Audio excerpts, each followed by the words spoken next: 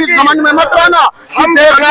हम सनातन धर्म की अखंडता को टूटने नहीं देंगे, हिंदू समाज को बढ़ने नहीं देंगे।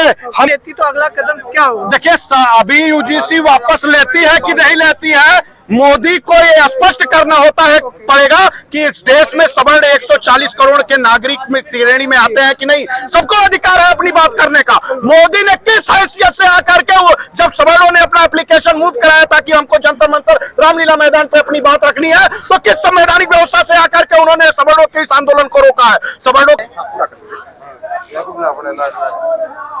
इस यूजीसी रेगुलेशन को लाकर के सवर्ण समाज को इस रेगुलेशन के माध्यम से भारत सरकार ने स्वतः ही दोषी और अपराधी सिद्ध कर दिया है। ये सवर्ण समाज के प्रति घोर अन्याय है और संविधान के विरुद्ध है। संविधान की धारा 14 और 15 ये समानता का अधिकार देती है प्रत्येक नागरिक को, देश के को, कि वो सब एक समान है, समान अधिकार हैं, समान कर्तव्य हैं। लेकिन हमारे अधिकारों का हनन किया जा रहा है इस सरकार के द्वारा और सवर्ण समाज की उपेक्षा की जा रही है। क्या इस देश का सवर्ण समाज इस देश को विश्व गुरु बनाने में अपनी भूमिका सर्वोच्च नहीं रखता? इन सरकार को नहीं भूलना चाहिए। मोदी जी, आज आप जिस गद्दी पर बैठे हुए हैं ये भी सवर्ण समाज की देन है।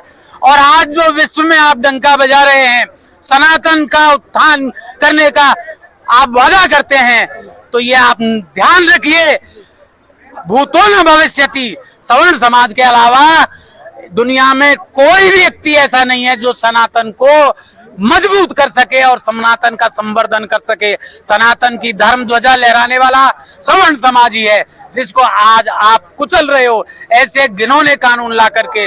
दूसरी बात मैं ये कहना चाहता हूं कि संविधान में ठीक है आपने आरक्षण दिया आजादी के बाद, लेकिन सवर्ण समाज ने उसको सहन किया, बर्दाश्त किया।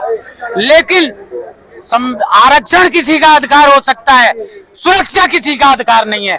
सुरक्षा 1857 से लेकर और आज तक जितने भी आंदोलन आजादी के लिए हुए उन सब में सवर्ण समाज की महत्वपूर्ण भूमिका रही है। तो हम हमारे बच्चों के लिए क्या सवर्ण समाज आज आंदोलन नहीं कर सकता?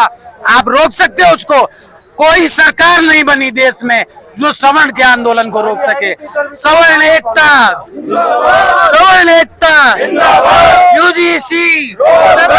अगर यूजीसी वापस नहीं आंदोलन को रोकोगे तो मोदी ये जान लो कि मिट्टी में मिला दिए जाओगे। कहीं ना कहीं सवर्ण परिवार के लोगों के साथ होने वाली तमाम अपराध जो आने वाले दिनों में यूजीसी के बिल और कानून के माध्यम से किया जाएगा, सवर्ण समाज का परिवार कभी आपको बर्दाश्त नहीं करेगा। सवर्ण परिवार के लोगों ने समाज में सभी लोगों को एक साथ, एक समता, एक रूपता, एकजुटता के साथ जब भी संवर्धन करने की बात आई है, जब भी उनकी सुरक्षा की बात आई है, जब भी संवैधानिक व्यवस्था की बात आई है, सवर्ण समाज के लोगों ने अपनी सारी परेशानियों को देखते हुए भी सवर्ण समाज के लोगों ने अपने लिए कुछ नहीं मांगा, दूसरे के लिए सारे निछावर किए। लेकिन आज देश में सनातन की सत्ता कही जाने वाली, हिंदुत्व की इस एजेंडे की बात करने वाली, जब जातियों को जातियों में वर्गीकृत कर रही हो, हिंदू और मुस्लिम करके नहीं थकती हो, अब अगड़ा और पिछड़ा और जातियों में विभेद कर रही हो, तो इस सत्ता को अब वापस जाने से कोई रोक नहीं पाएगा। सवर्णों ने मन बना लिया है कि देश के इतिहास में जब जब ऐसी अराजक ताकतें देश में सत्ता की कुर्सी संभालती है, सवर्ण परिवार के लोग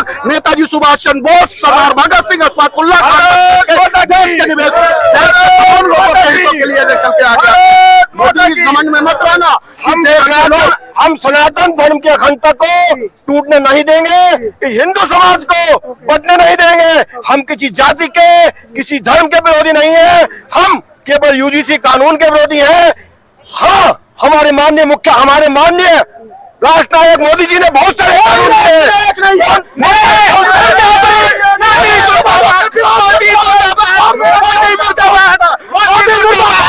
कानून किसी जाति के, किसी धर्म के विरोधी नहीं है, हम केवल यूजीसी कानून के विरोधी हैं। हाँ, हमारे माननीय राष्ट्रनायक मोदी जी ने बहुत सारे कानून